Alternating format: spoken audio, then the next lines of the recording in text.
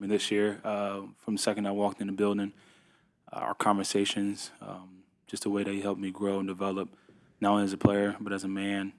He challenged you in every single way, on and off the field. So, you know, a lot of the success that I've been having this year, you know, Coach Singleton's the key to that. Anything specifically you can share that? Yeah, there's so much, but the biggest thing for me that sticks out, in my mind was a conversation that we had coming into the season where, he kind of expressed how he feels about me as a player and how he views me as a player and how I need to start viewing myself as that, and that this year could be a year where we can do something special, and basically challenge me to do that and let me know that he has my back during it. And so far we've been doing some special stuff this year. Saquon, Jordan was just talking about how close this team has become. Some of the clips from the game, just the excitement you showed when Will was able to get in the end zone. What has it meant to you to be part of this group as you reach this point? It's been everything. It's crazy to think about how close I am to a lot of these guys when, however many months ago, I just walked in the building and, we're familiar with a lot of them, going against them and, knowing them through competing. But being able to actually develop, relationships and friendships with these guys has been everything. And it's been super fun. It's been a great process for me, whether it's, on the golf course, whether it's in the weight room or crazy conversations that we have in the lunchroom. All those things go a long way. And I think it's pivotal to your success as a team when you have a team that's really super close and actually genuinely cares about each other and want to see each other go out there and perform at a high level. Before the free agency cycle last year, how familiar were you with, some of the personnel department, Howie, scouts, coaches? What were your interactions beforehand, and how many of them did you know? None. Like during your draft process, or like if you rekindled any relationship? Not that I remember. My draft process was, kind of different, I guess. I was viewed to be a high pick, so that in combine day, everybody's there talking, and it's like hectic for everyone. For me, it really wasn't. Like I actually had to go out of my way to try to talk to some coaches because you never know, just in case in the future something comes up.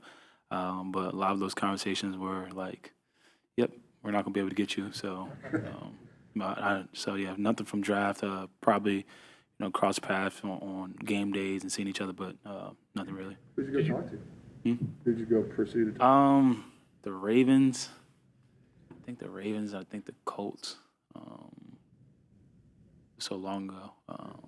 But yeah, I think those were two teams, and I think they were just the table was open at that time, so I just tried to go sit down and have a conversation. Did you watch the Super Bowl 2 years ago? 2 years ago, I watched it on a plane coming back because we left that day.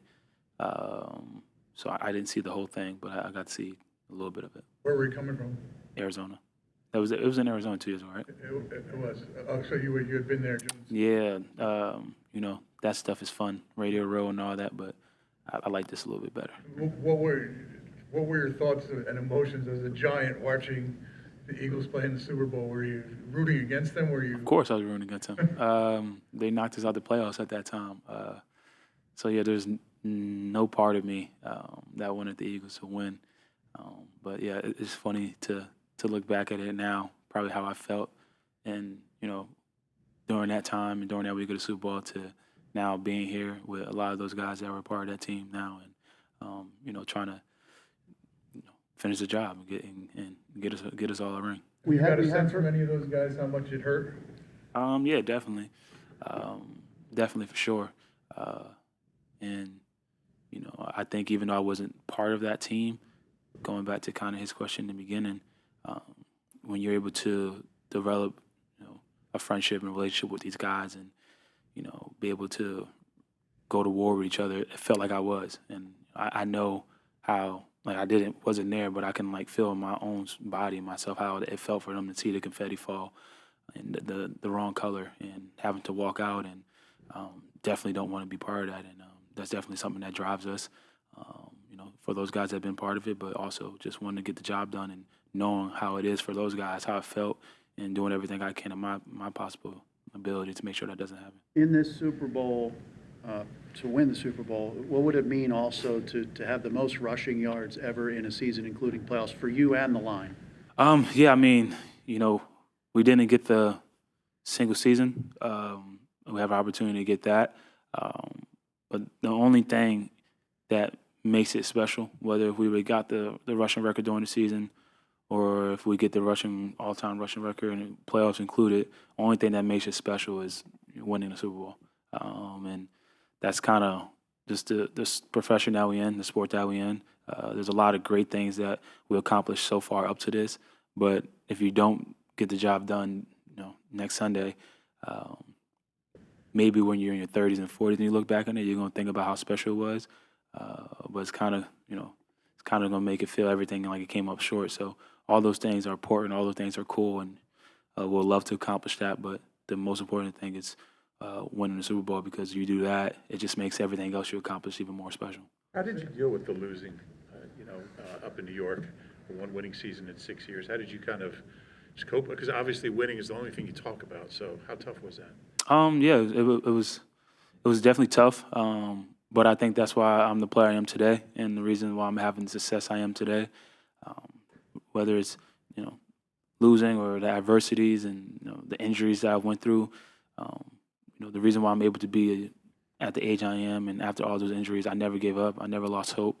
I just thought that I always saw this moment coming. I always saw this success coming. At the time, I thought I was going to be still in the New York Giant uniform. But life happens for a reason. Everything happens, and I'm in the right place in the right time where I'm supposed to be. So that's within anything, though, not just in football, not just in the profession that we have. Life is going to throw so much challenges at you, but that's who you know. That's how you know the type of person you are and the type of man you are in those moments. And I think who I was in those moments are the reason why you're able to see me shine, quote unquote, right now, I guess you could say. We've seen all the videos. The mic caught you, I forget who you were telling, but you said the goal wasn't just to get here. It was towards the end of the NFC Championship game. Now that you guys are back on the practice field first time ahead of the Super Bowl after a couple of days off, could you feel just like a collective sign of everybody locking back in and getting back to business? Yeah, for sure. I think you have that day. I think you have 2 days, that night and the next day, Monday, to really let it set in that what you accomplish and be super happy, celebrate, let loose for a little bit, but right away, you got shit right back, right into meetings, because you know that it's a business trip.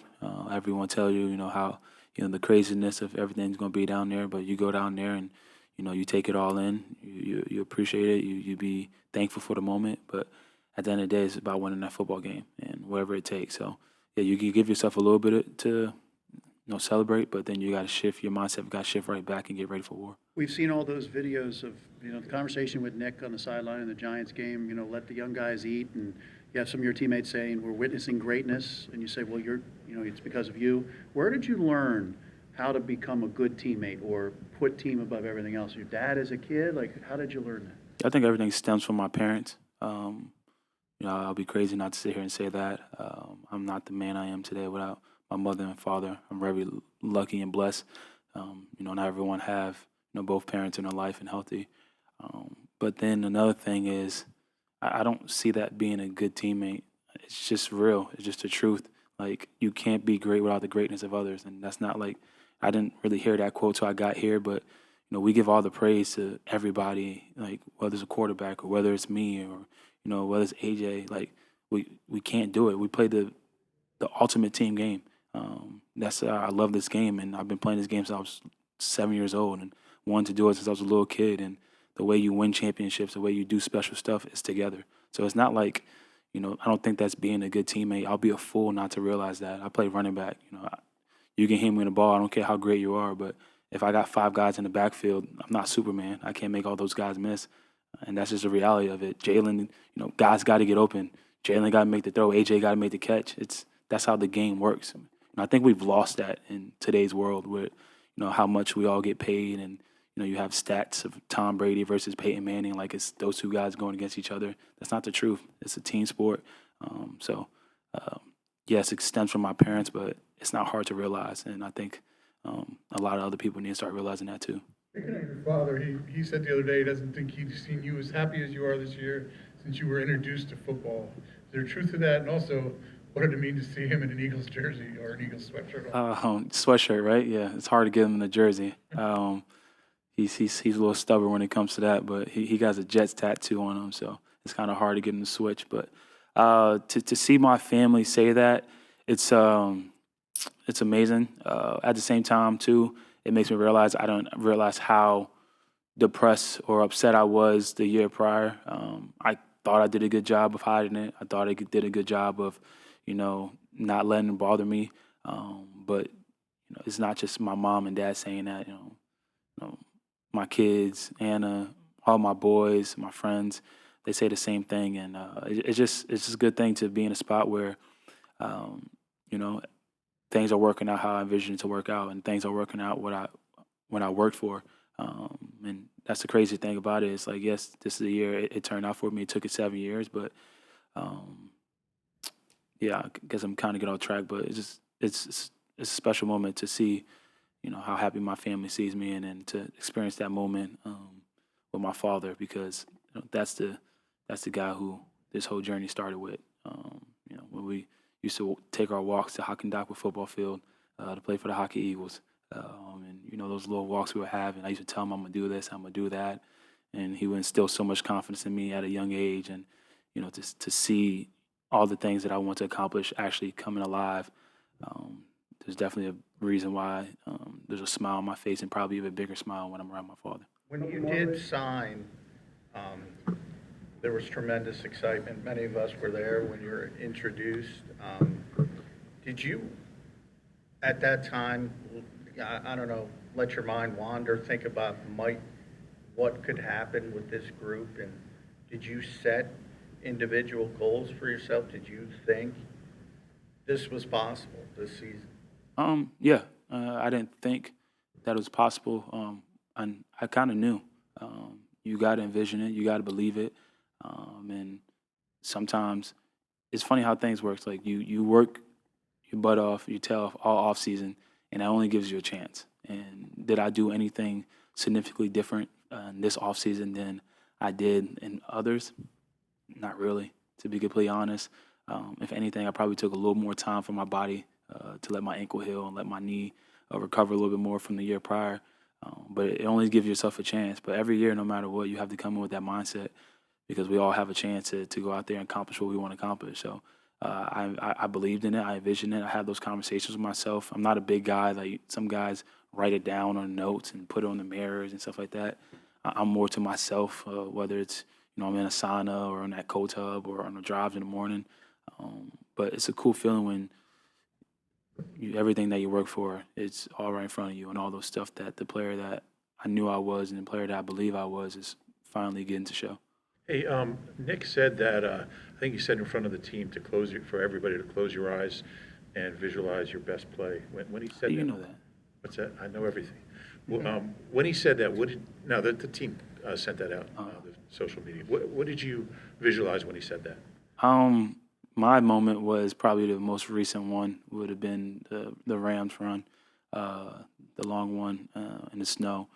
That would probably been my moment, and then you kind of get lost into like more of like just smiling and the moments you built, whether it was in high school football or college, and all the little dumb stuff we would do when we were kids and in our late teens. Those was probably my moments that came into my head. Thanks, everyone. I'm about to say.